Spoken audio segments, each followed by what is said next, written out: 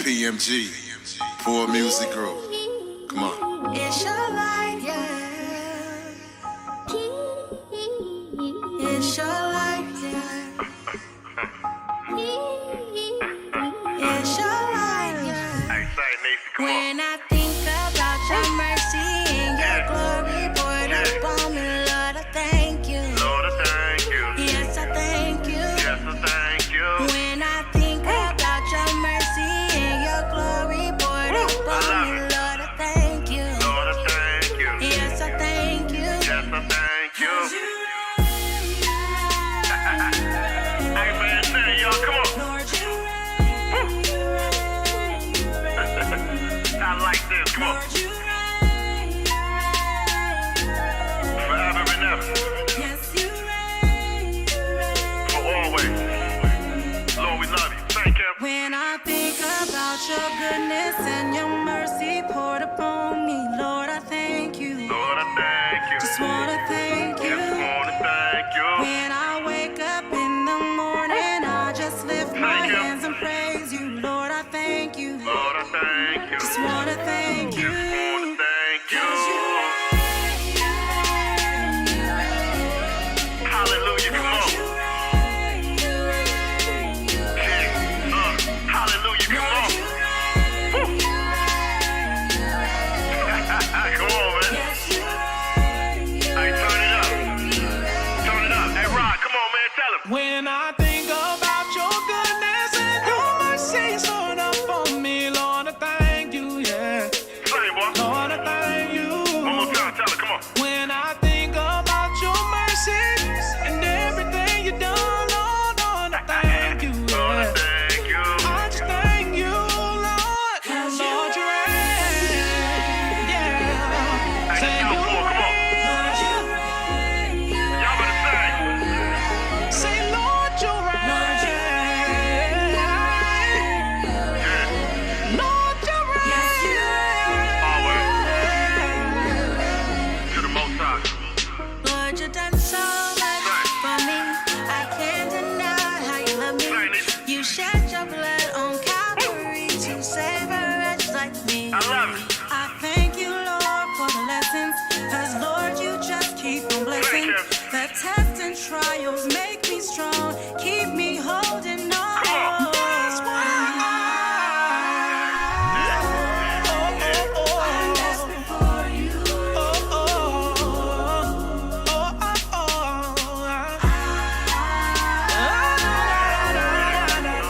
I'm lost without you. I'm lost without you.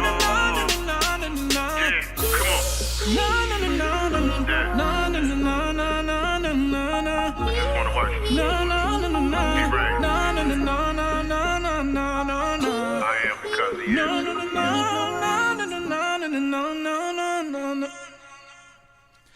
Hey, what's going on, y'all? This is your brother Malik Truth coming to you live from the studio. And as always, you guys could have been anywhere else at this moment in time, but you chose to hang out with your brother once again for just a little while. So I want to thank you for that. I thank God, first and foremost, before I even get started, for giving me the life and the breath today, and also the wisdom, knowledge, and understanding to bring to you, to give you words of wisdom that's going to encourage you, enlighten you, and move you on a better path once this show ends. And I want you to let those nuggets, as you know I always say, go ahead and put that in your pocket. When you hit them nuggets, go ahead and put that in your pocket and keep it with you. I thank Natrell for allowing this platform to be given to us, and our brother Alex for being the engineer this evening. I have a lot of guests on my show tonight, and let me tell y'all, I talk about a lot of jocular things on this show, and I talk about a lot of serious things on this show. Tonight's show is very, very serious. It's close to me, and it's close to a lot of you guys out there as well. Tonight's show is a definite fight against opioid addiction, and we are banding together as a team of concerned individuals, okay? And I'm not saying as a team of concerned black individuals, team of concerned Mexican or Caucasian individuals. We are here as individuals as a fight against this, because opioid addiction has no color boundary. It has no gender boundary. It has no class boundary. when you are hooked on it, it has you. Doesn't care who you are. It is indiscriminate. So we are banding together today and moving forward towards this fight against opioid addiction. This show is very, like I said, is very touching and heartfelt for me because part of the story of the show is close to me. And I have so many guests on the show that we'll definitely get to them as we move forward in the show. But my primary guest is a sister who I have known for many years, many years. We go back ever since my son was conceived, and that's 12 years ago. And she has a very compelling story of. Actually, I just let her tell you guys. Charlita Harris is my guest, and she is a mother, an entrepreneur, an anti-opioid activist, and she's just someone that I've always been motivated by her tenacity to just go out there and just do what she envisions. And I'm glad to have her on my show. I'm glad to have you, Charlita. Thank you very much. All right. Well, I know a lot of folks that are watching, they really don't know who you are, Charlita. So go ahead and tell them a little bit about you, where you grew up, and what you're doing right now. So I grew up in the heart of West Las Vegas. Okay. I was raised by my grandmother, who's currently a pastor. Me and my brother experienced some tragedy when we were young, and we lost our mom. Right. My mom was actually the same age as my daughter.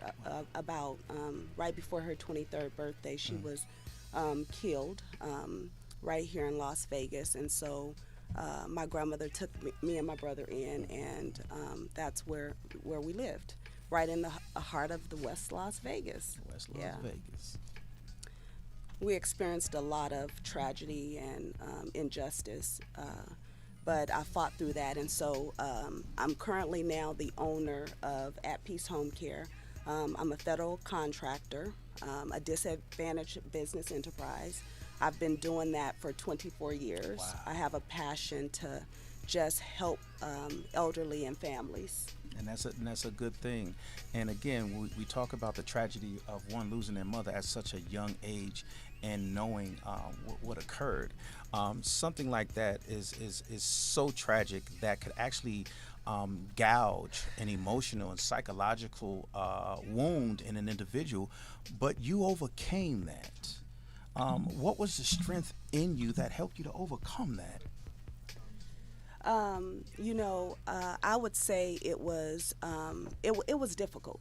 I'm not gonna lie, and when you're experiencing these things, you don't understand how it's gonna affect your life. Right. You don't know until you continue to go through the journey of life, and you get older, and then here come these reminders, and really it's trauma, and unless you have somebody to really explain to you what you're going through, right. It's hard to fight those battles by yourself. But I found comfort in God and in the Holy Spirit, right. and that became my comforter. Right. That's actually who helped me through. And that's a beautiful thing. And I love to acknowledge, our higher power, our Father, our God, our Creator, our Provider in my show, because this is the entity that we should, I believe, be gravitating to when we go through certain traumas in our lives, and not just traumas, when we're going through celebratory moments in our lives.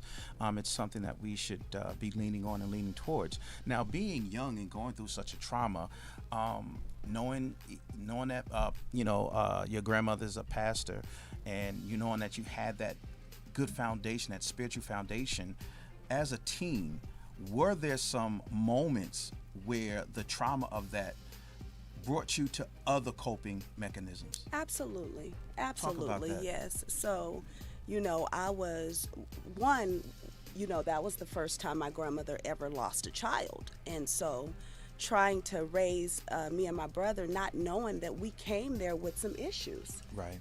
My mom went through abuse, and we watched my dad, and her fight, and Right. My dad was on drugs, and so we started to be in an unhealthy environment, And coming to her house, she didn't know that, we had experienced a lot of issues before we got there. So Exactly. she didn't know how to cope with two bad kids, really, Right, because that's right. exactly, we were a handful. You And right. so she did the best that she could. But Yes. my grandmother's thing was always, you need to go to the Lord. There's more to that. You need people. You need your community. You need to be able to come and talk about the things that we struggle with in life, Yes. without fear of condemnation or judgment, right? We're supposed to be able to share in those things. And so it was difficult. It was really difficult, but I'm so glad that I did have my grandmother, and she did the best that she could. But being love in that that woman, by the way. community, being in that community, we're exposed to a lot of things: drugs, Yes. sex. And then you get around people that are older. They're talking about these things. You get caught up in the cycle. And Yes. it's like, what do you do if somebody's constantly tell you go to God? Well, Right. I need to talk to you about these things. Right.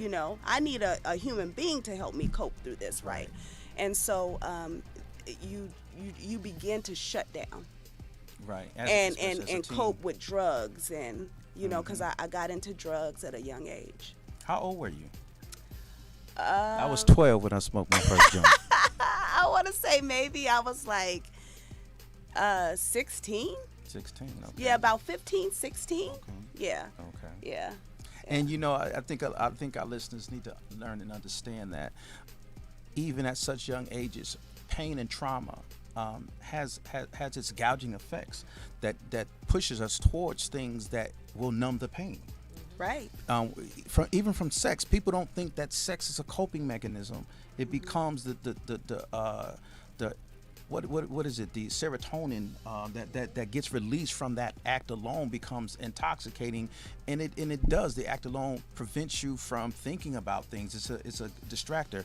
Alcohol, Right. prevents you from thinking about and coping with the things that you're hurting from. And other illicit drugs, marijuana, cocaine, and opioids that we'll be discussing soon. Now, one thing that I found out is you have an organization, and it's called Specials Foundation. Can you tell us a little bit about that organization? Yeah, so A League of Action, I started in 2010. And really, we started in the living room of my grandmother. Okay. And we were fighting against injustice. Okay. And so, it's hard losing a child. I Right. never imagined, that it would be that hard, right? So instead of me going to drugs or alcohol or sex, diverting back into that old behavior, Absolutely. because God gave me a new life, right? Come on now. And so Come on, somebody. instead of doing that, I said, this time I'm gonna take that pain and I am going to help other people. Yes. And so Specials Foundation is to counsel with people, to teach and to heal for those that are struggling this opioid crisis. Yes. That is basically what we're going to do. Give them a safe place to come, Yes. so that they can have somebody to help them work through those issues. Absolutely.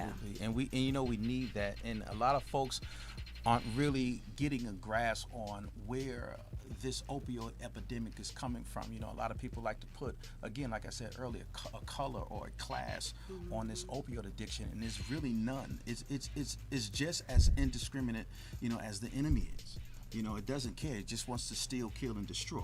Right. And in knowing that, we need that spiritual foundation. We need a therapeutic foundation. We need medical foundations. We need all of that together to help these individuals as users and family members, parents, to get through this. Now, Specials Foundation is named after whom? Special. Okay. So Special, Tell us who Special is. my 23-year-old daughter who just recently died of fentanyl intoxication, and that's who the foundation is named after. Foundation is named after Special. Did you guys hear that? 23 years old, fentanyl intoxication. And for all of you who don't know what fentanyl is, it is a synthetic version of opioid. opioid coming in the form of Oxycontin, even its lowest form, Percocets. And so you hear a lot of rappers, and this is why I don't like these rap songs that glorify it. You know, I hear, I got my lean and my alcohol, I got my Percocets and my Mollies and all of this stuff. And they don't really know what they're doing to the minds of the youth. Because I know when we was growing up, just because Run DMC had on Adidas, I wanted Adidas. Because he was wearing a Kango, I wanted a Kango. He was wearing Kazals, I wanted Kazals. So if you pumping up drugs and alcohol in our kids' minds today, guess what they're gonna want? The Bible tells us that we have to be renewed, okay, and be transformed by the renewing of our minds. That means that everything that we do is first conceived here. It goes there first. That's the message. So I believe you are what you eat. And if you're feeding your mind this garbage, you're going to end up eating that garbage sooner or later. Right. And we want to let you guys know that there's help out there. Because so as the program increases, we're going to or comes to its resolve, we're going to give you ways on you can help, ways that you can actually understand and know the signs when your child is abusing this drug, whether it's Percocets, whether it's Oxy, whether it's the most dangerous one, fentanyl. And tell them what is your education with regards to fentanyl? What have you learned of this this illicit drug? One thing that I do know is that, and this is just, and I'm talking from experience because me and my daughter were always close, and we shared a lot of things with each other, you know, and I was close to all my kids, but I seen a change in her behavior as I began to go back and God began to remind me of, you know, some of the actions that was happening, you know, and we were just the temper, you know, and she was like angry, you know, and so that wasn't like Special. Special was a sweetheart, I remember, you know, yes. and she just had a loving spirit, and so, you know, I'm like, okay, why are you so angry? You know, because I'm the same, you know, if it's something wrong, you know, I'm gonna say it. So you used to that. So I didn't understand, but it's that drug, it does something mentally to you, and that's the truth. You know, it have you doing things that you wouldn't normally do, you know, if you were in your right mind. And so it attacked her mind, her mental state. Yes. And that's my experience with that. Right. Yeah. Now we have a guest online. It's a nurse practitioner. You want to introduce her before she comes in, Charlita? Yes. Yeah. Lauren. Yes. I am in a healthy community. We inspire healthy living across the world. Yes. And my friend, who I just so love, she's traveling the world right now, but she introduced her to me when I first opened up at Peace Home Care. And so, you know, we had talked about working together. And so I called her and said, hey, you know, would you mind helping me to educate our community on this, you know, these opioids and what it does to you. And so, and just give them knowledge so they'll understand, you know, this is not just an ordinary party drug, you know, it does more to you. And so she said, absolutely. And so she studies family practice, and so a wonderful person. All right, and we have a holding on the line, right, Alex? Yeah. All right, and we're gonna go ahead and introduce her. Hey, Lauren. Hi, Malik. How you doing, sister? I'm doing well. How are you? Hi, Charlita. Hi, how are you? And doing well. We also have Sonia here as well, and Lisa Hi, and Kim. Sonia. Hi, Lisa. All right, so we were discussing fentanyl and Yes. and its dangerous synthetic properties. Yes. Can you go ahead and tell the viewers and the listeners what this evil drug is made out of? Right. So just like you mentioned before, Malik, it is a synthetic form of an opioid. So I think a lot of times when the general public hears opioids, they think pain pills, they think the prescriptions that you may get from your doctor when you've had surgery or you've had an injury that requires a stronger pain medication. Right. But what happens is, just like hydrocodone and oxycodone, those things, and morphine that you mentioned, they do come from a plant, the opium poppy plant. And so that's why they are not 100% synthetic.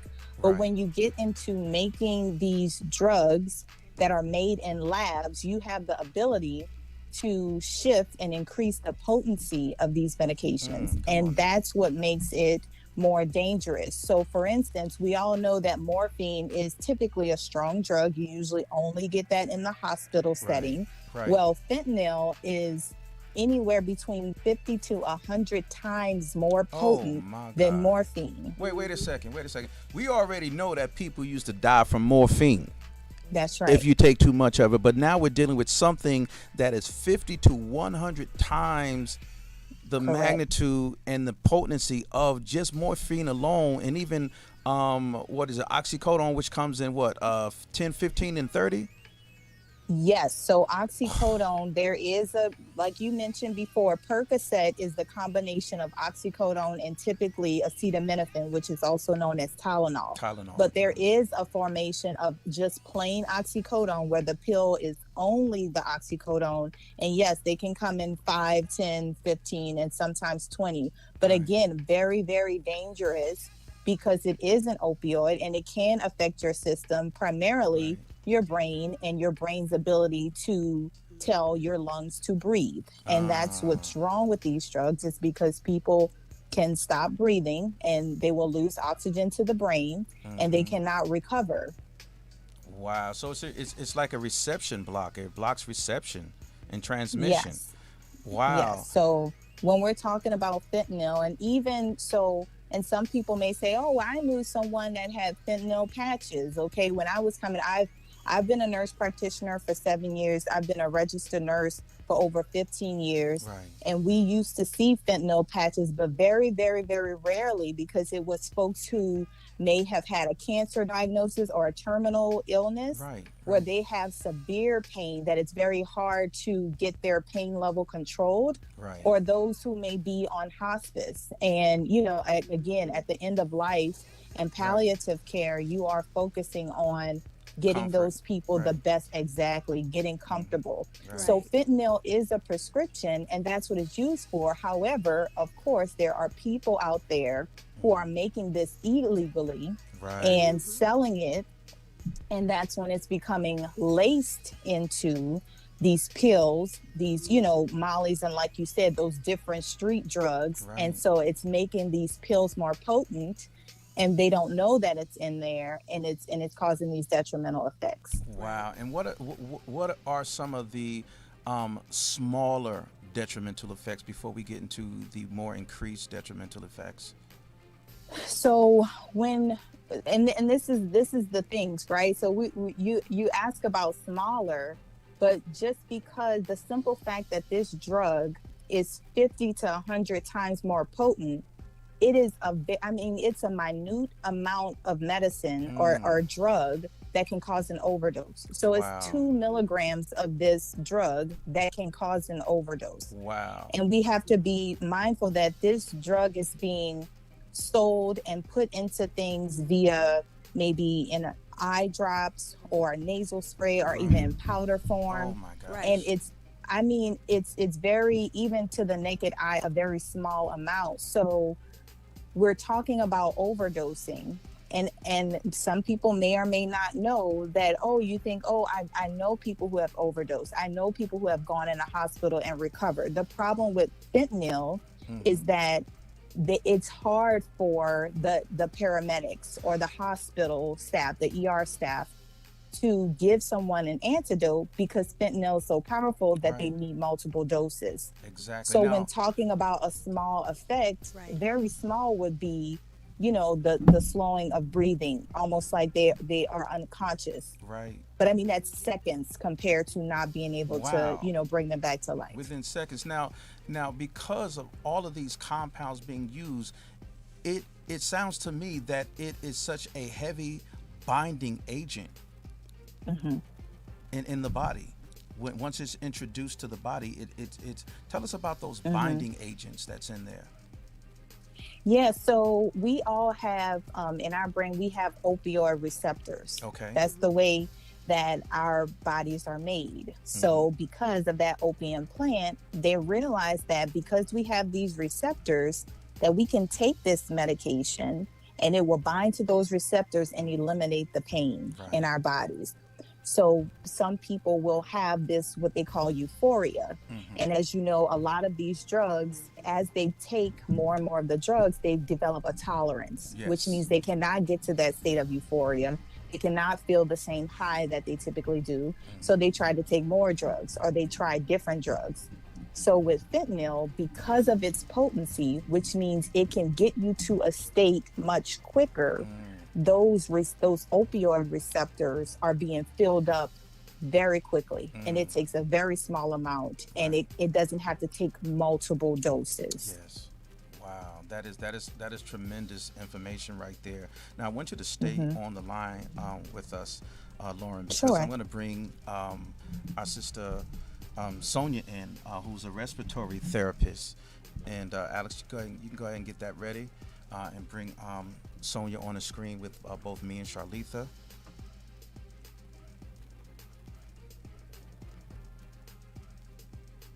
All right. And Sonia, go ahead and look straight at the mic and tell the world who you are, sister. So I'm Sonia. I'm a respiratory therapist. I've been a respiratory therapist for about 11 years now. I was a CNA for 15 years before that. So I've been in the medical field for a while. Go ahead and get your Jeffersons on and move on up. Wait a minute. Hey. So I've been in the medical field for a while, and I've seen a lot. I've worked nursing homes, rehabs, hospitals, and home care. So, and in the hospitals is where you see a lot of the overdosing. Oh yes. Yeah. Oh yes. There's a So lot I of just times, want to focus a little bit on the respiratory system. Yes, definitely tell us, because Lauren just got finished telling us the powerful effects of it, and she briefly talked about how it has an effect on our respiratory system. Go ahead and break it down for the viewers and the listeners so they can understand how deadly this drug is. Okay, so what people don't understand is when you take these drugs, you feel relaxed. So what that is actually doing, your brain is telling your heart and your lungs to relax too much. So it gets to the point where you're not taking correct breaths, what we call ventilating. You're not able to take a complete breath to bring the oxygen in and to take the trash out. Okay, what we call CO2.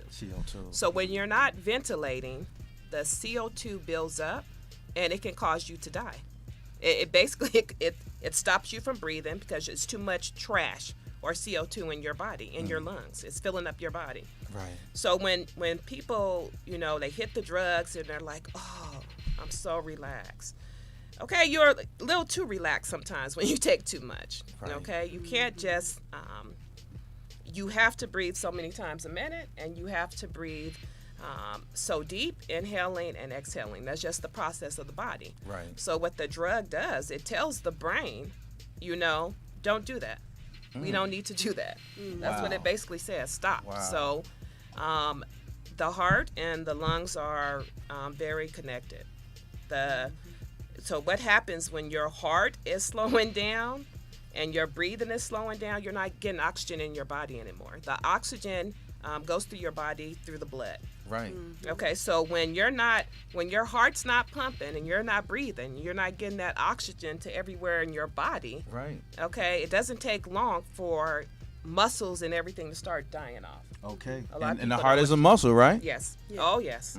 Yes, it is. And I know a lot of people that's doing the drugs, they'll have like a low blood pressure. That means your heart is not pumping correctly. Okay. Yes. Your blood pressure, I know people worry about high blood pressure, but if your blood pressure is too low, that means your body is not pumping the blood, the oxygen, everything that you need through your body correctly. Right. Wow. So, Wow. So when we talk about, Charlotte, you talked about earlier fentanyl intoxication.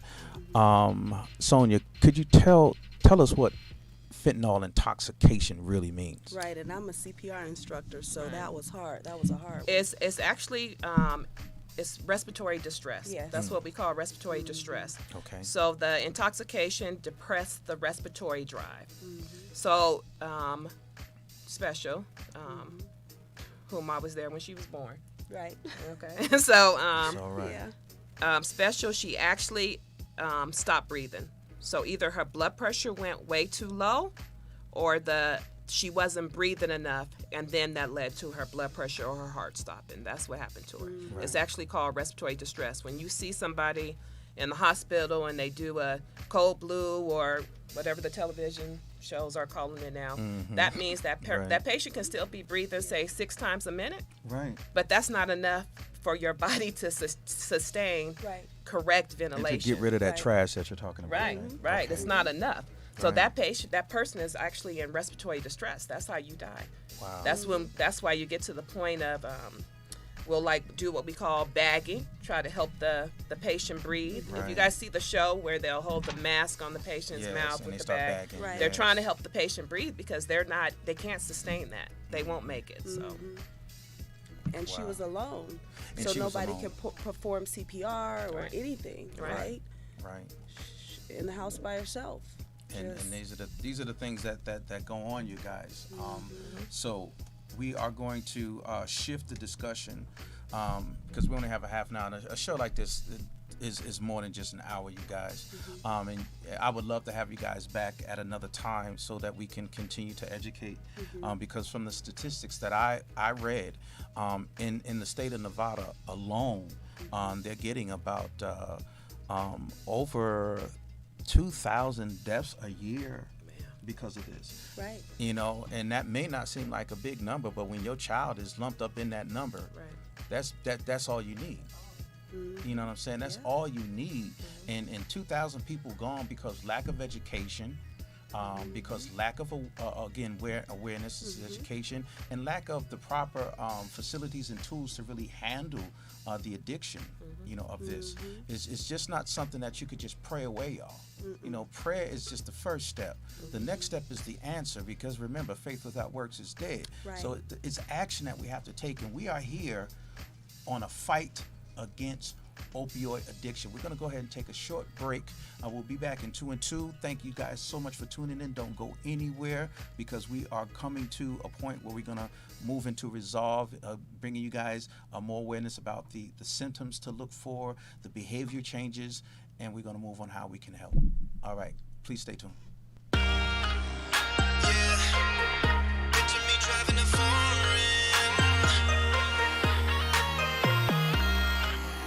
Yeah, me and my shawty, we riding the foreign. Yeah. I was never complacent, put my foot on the pavement. In my dream I was chasing, while my girl waited patient.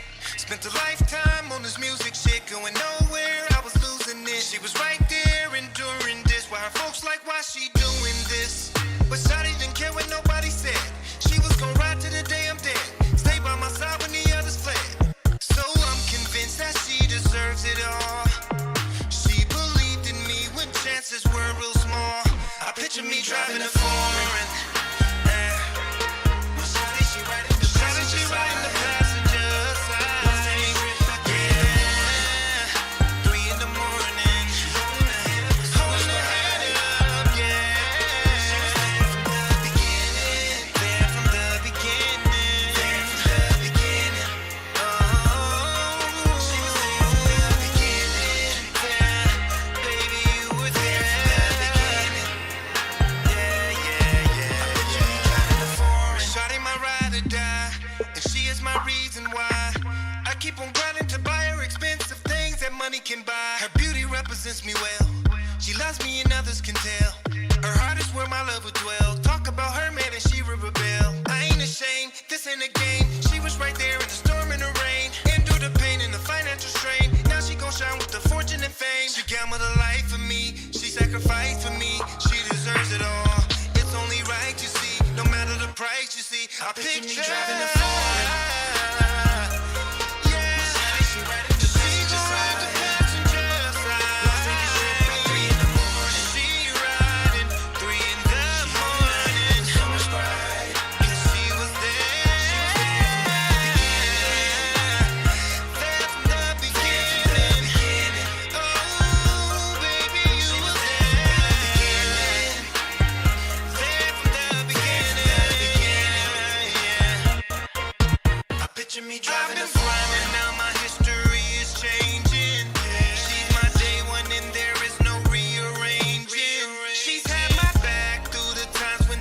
straining.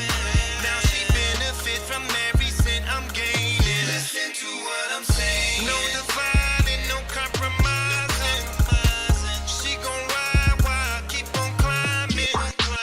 Just recognize we gon' keep on thriving. She believe that I'll see greatness in due timing. I picture me driving a foreign. My shawty, she riding the passenger side.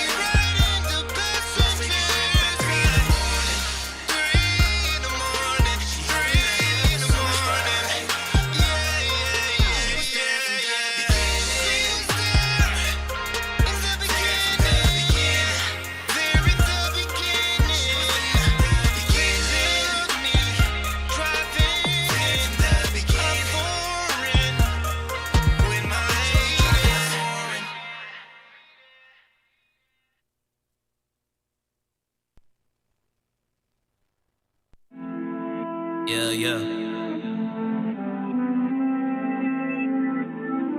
It's a little different this time. Yeah.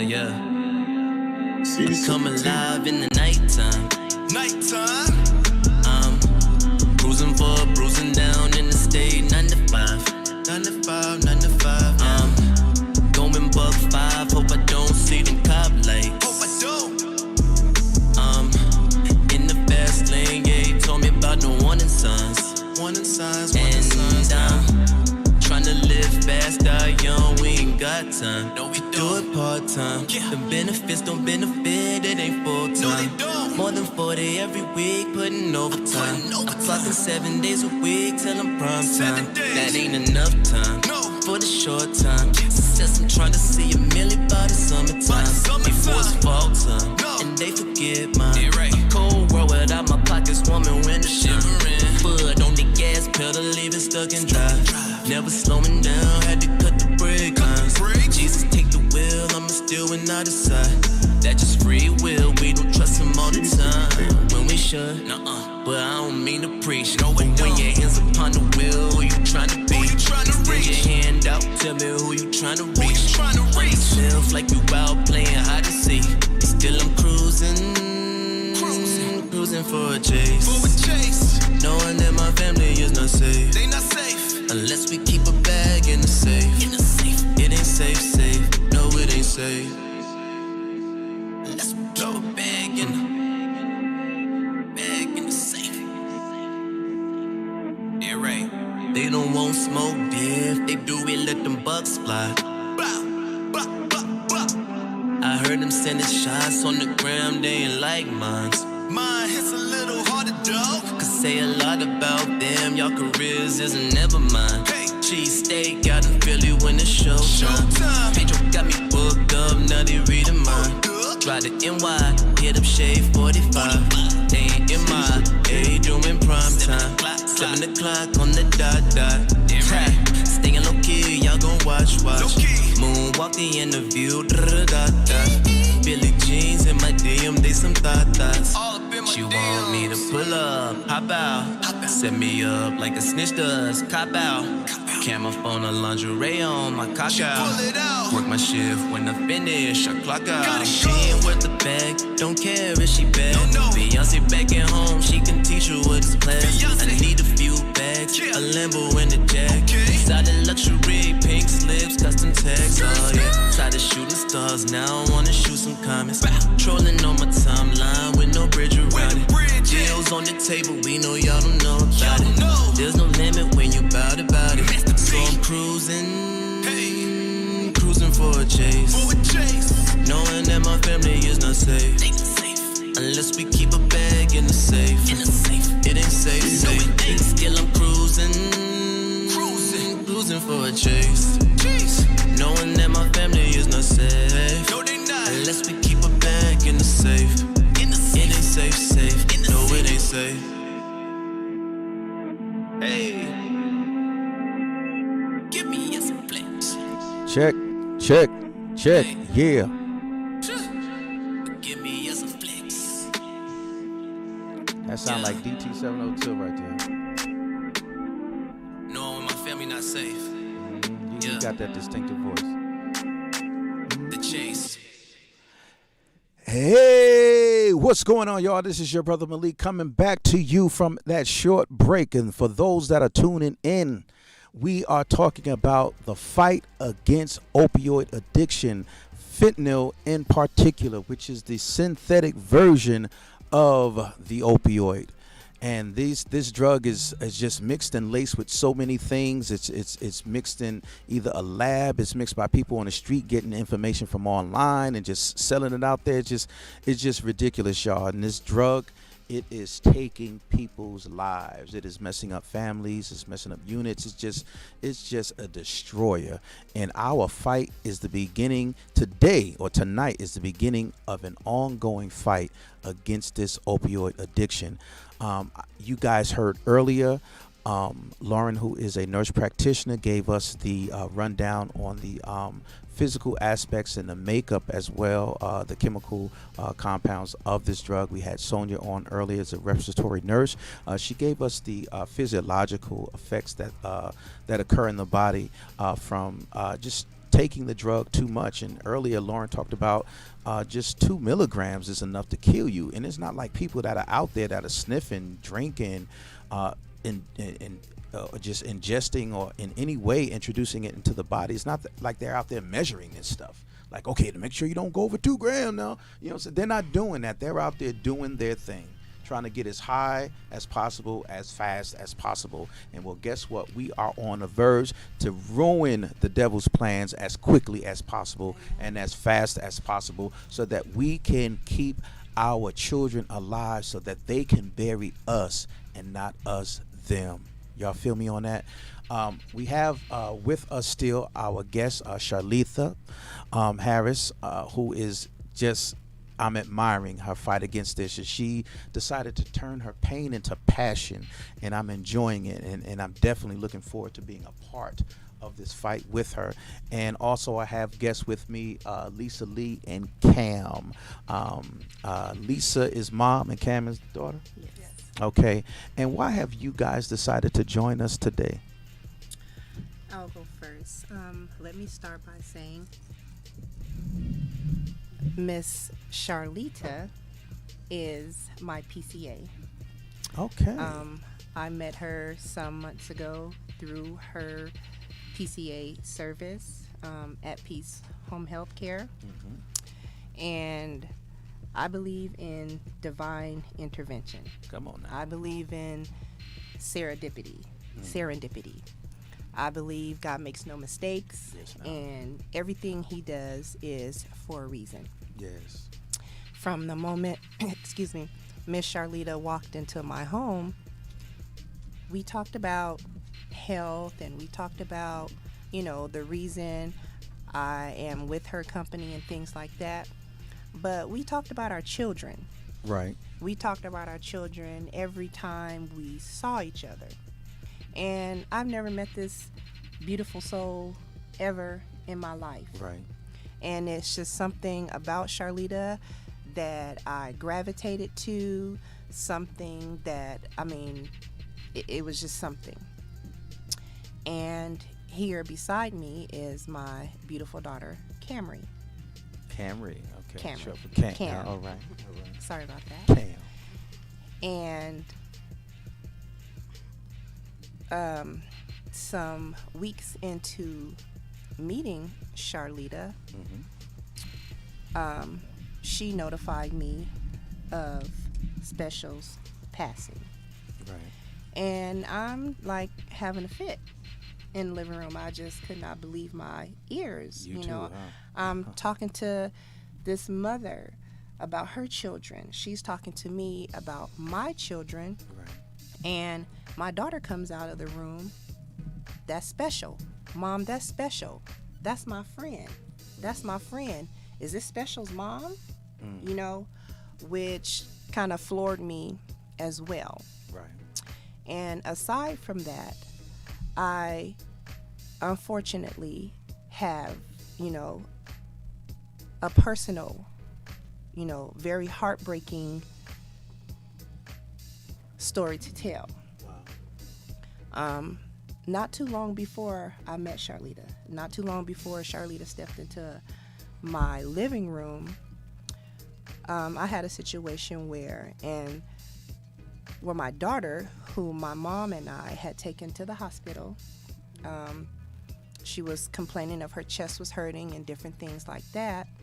And we had taken her to a hospital, and they had administered fentanyl to her. And, by it being COVID time, she is an adult, even though my mom and I would have wanted to join her to see, what's going on. Right. She's a very quiet young lady. She doesn't speak up. She's not very, boisterous when it comes to anything, in herself. And so me working in the medical field for 35 plus years, I always want to see, what's going on with my loved ones, especially my child. Right. She was given fentanyl. I didn't know she was given fentanyl. And maybe a day later, there was an incident. She was acting erratic. She was unresponsive. She was very much unlike herself. And, I was watching her. I was looking out the window. I was following her around the house. I kept going in her room, checking on her or whatever. And I saw my daughter deteriorating right before my eyes. I had to call 911. The paramedics came. They had to Narcan her and resuscitate her. And that is something that I will never get out of my mind. No, I pray for God to, remove that sight, erase that image from my brain, but it's not going anywhere. Right. And it's not going anywhere for a reason. I myself, I'm disabled. I have a lot of medical conditions, and my daughter has seen me go through this. I'm a cancer survivor. I've had countless surgeries, multiple joint replacements and things like that. And I am prescribed pain medication. And I know what pain medication, narcotics, opioids, and things like that can do. And one thing that we need to touch on is that a lot of people are introduced to these things by doctors, by the medical community. And nobody knows what this is or what it's like or what happens to you unless that is introduced to you. Right. I've been kicked out of a rehab before for refusing fentanyl. Wow. And, let us put this fentanyl patch on you. Let us, give you this. I don't want that. I know what that can do. That's right.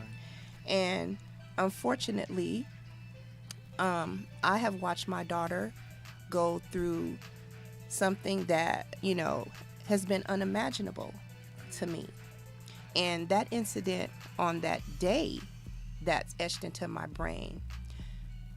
My heart goes out to Charlita. Like, I cannot tell you the fact that my daughter is still alive. I had to go to her daughter's funeral because of this very thing. And my daughter does have health issues that, she's young and, she's been introduced to opioids and things like that through medicine and through hospital practices and things of that nature. Right. And now I have seen her kind of become somebody, unrecognizable. Right. My daughter is very quiet, very shy. I used to tell people, you won't know Camry's in the room. It's like, you can hear a rat sit on cotton if you're looking for her. Right. And I watched her become, out of character and things of that nature, due to opioids. And when Charlita and I met and our lives intertwined, and Special was, I'm going to say taken from her, because it was not, no 23-year-old, should be laid to rest. Right. She has a daughter, a mom, a family, and things of that nature. I think that's just, something that's unnatural. And when she reached out to me, about this, there was nothing I could do but, accept and share my story, share our story, so that other mothers and families and things don't have to go through this. It's a fight. and it's a fight that we need help with. You know, it's not just, like you said, a black thing or a Hispanic thing or a minority thing or a poor person's thing. I know doctors, nurses, and, professional people who are addicted to opioids. That's right. I absolutely do. So we need to band together. We need to reach out to our children. We know our children. We carry these, people in our bellies, and we know when something is not right with them. That's right. We know. And, we need to intervene. Yes. Come on. In whatever way we can. We have to, fight them and fight this. Right. And, that's why, I'm here. Well, thank you. That was a very, very compelling story, Lisa. And Cam, if I know you probably are one of a little words, but on behalf of Special, I'm asking you to come out of that shell just a little bit tonight. Okay. And talk about your relationship with Special.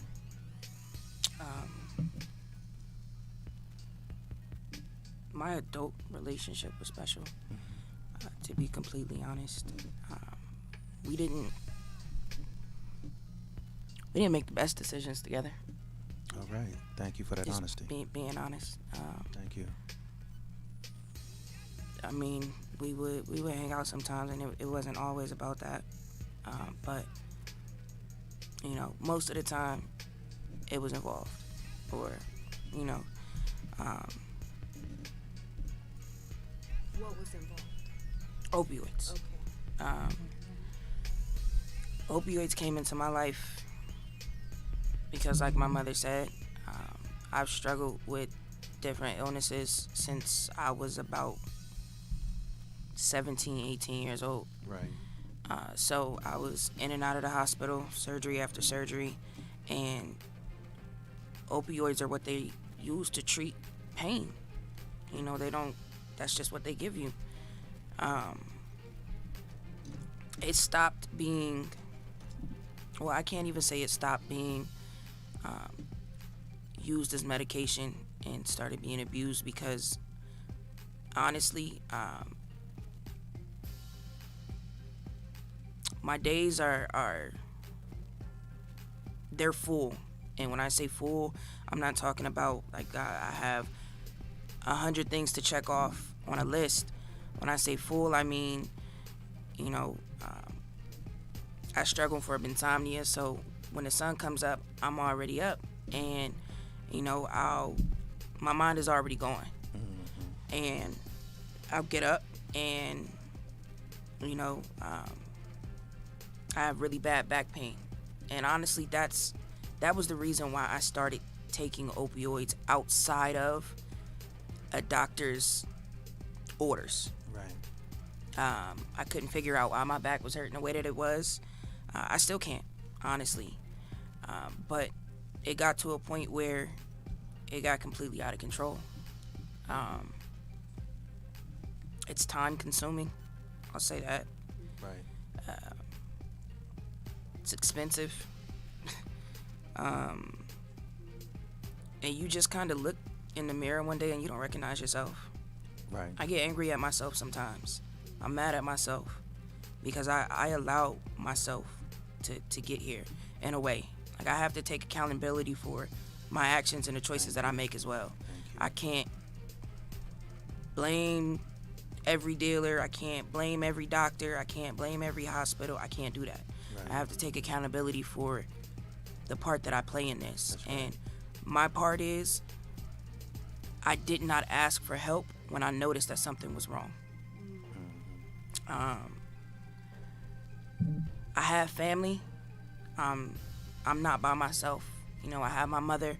I have my grandmother. I go through things just like anybody else goes through things.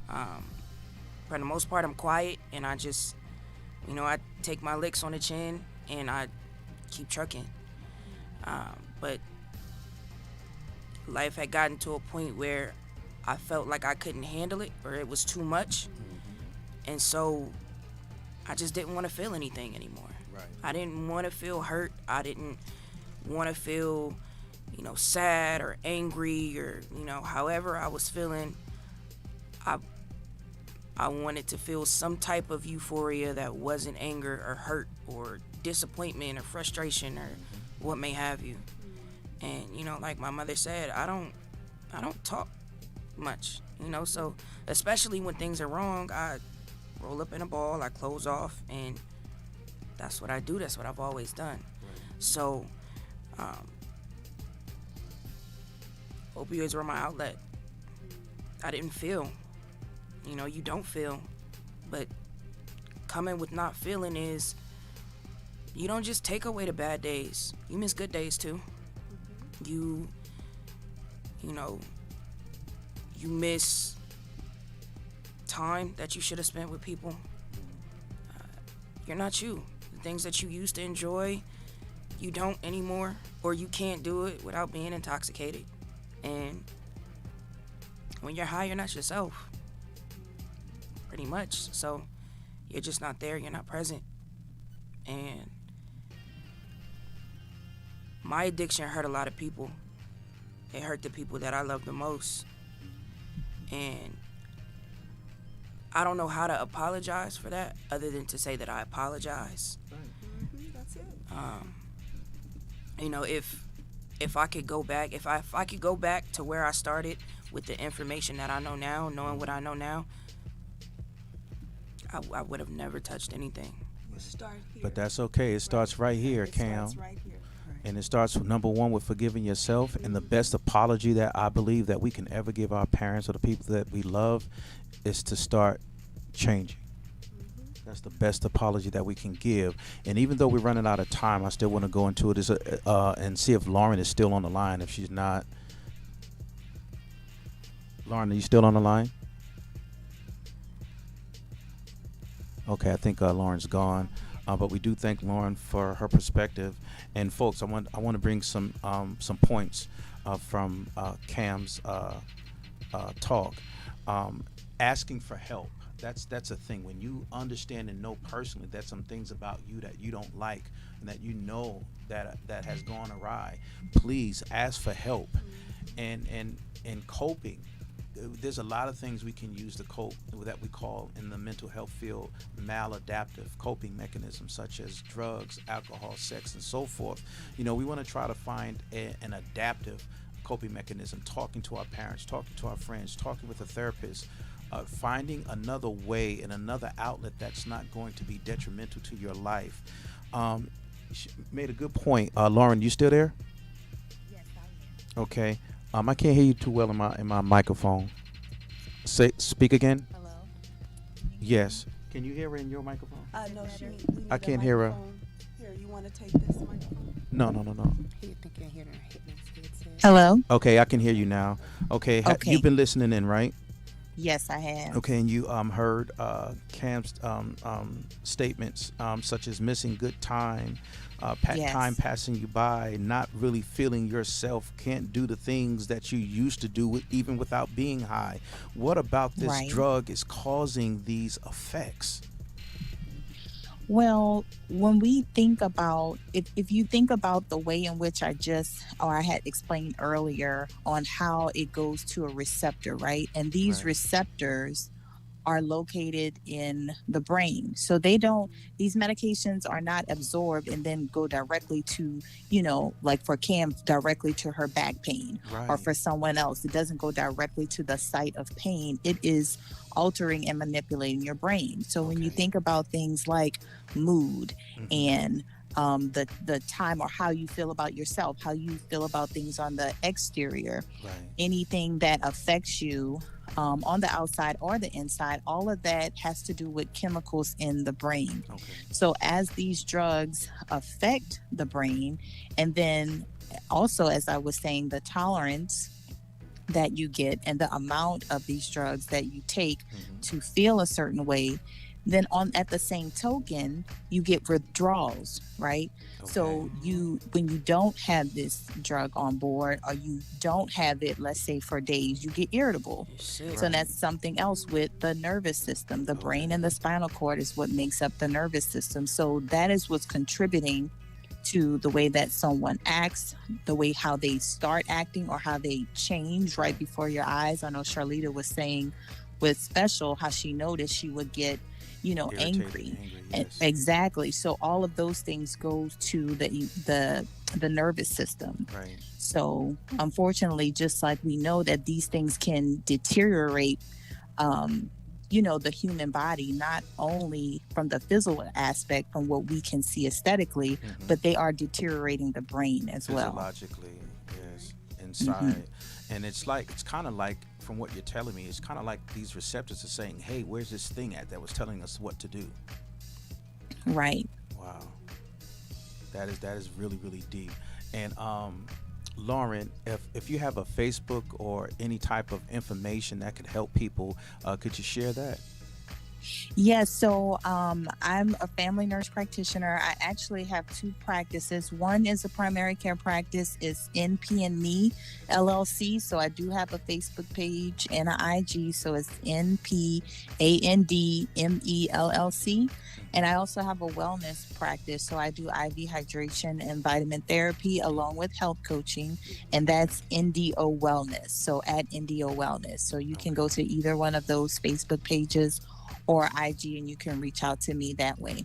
Thank you. I'm definitely gonna be reaching out to you, because I'm gonna go ahead and link up with Charlita as well as Sonia to see what we can do, as a team to Awesome. fight against this. And we thank you so much for the valuable information that you've given us. And folks out there, listen, I hope you can take those nuggets, put them in your pocket, and as Coach Amber J would say, these were some tremendous keys that you can use in your life. Thank you so much, Yes. Lauren. Thank you for having me. And I just want to say thank you, Charlita and Lisa Lee, for your strength. Thank you, Cam, for your testimony and being able to speak to that.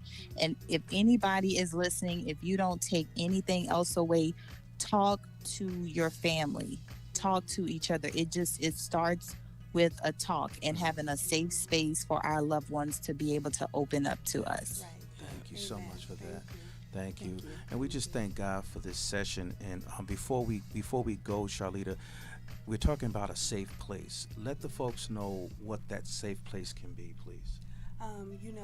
If you are struggling in this area and you just need somebody to talk to, you can call 702-955-0267, and we have people that will Give them that assist number again, you. please. The number again is 702-955-0267, and we do have a group that you can open up and talk to. No judgment, no condemnation, but receive you in love and help you through this struggle, because you need somebody to talk to where you can share and work through those differences and to identify what it is that's causing you to run to opioids or that addiction, depression. We're going through a lot of struggles in life, but you're not alone. We're here with you. Amen. Thank you for that. And as far as words of resolution and encouragement, Cam, that you can give to the people who are either suffering from the addiction or suffering from it indirectly by watching a family member or loved one. Just stay strong. It works if you work it. You gotta understand that nothing is bigger than the program, and you're the program.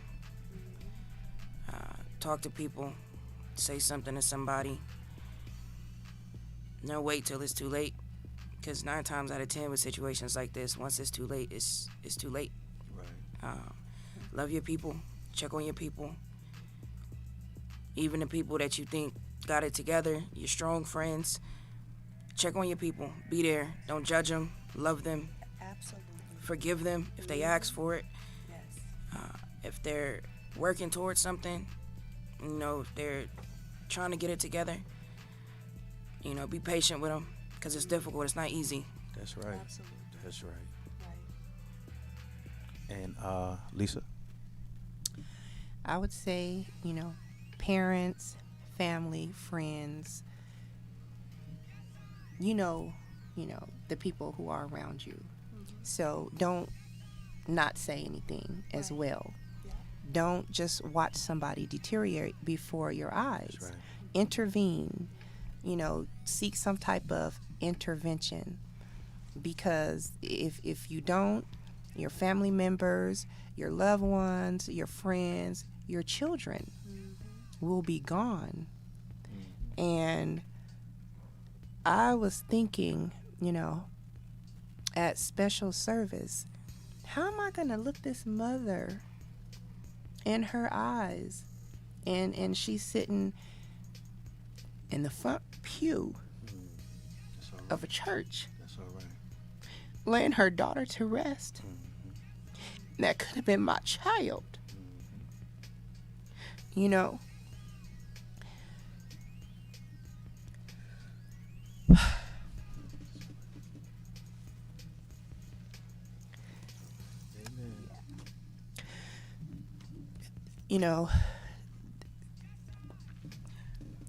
There's help for people, and don't not do anything.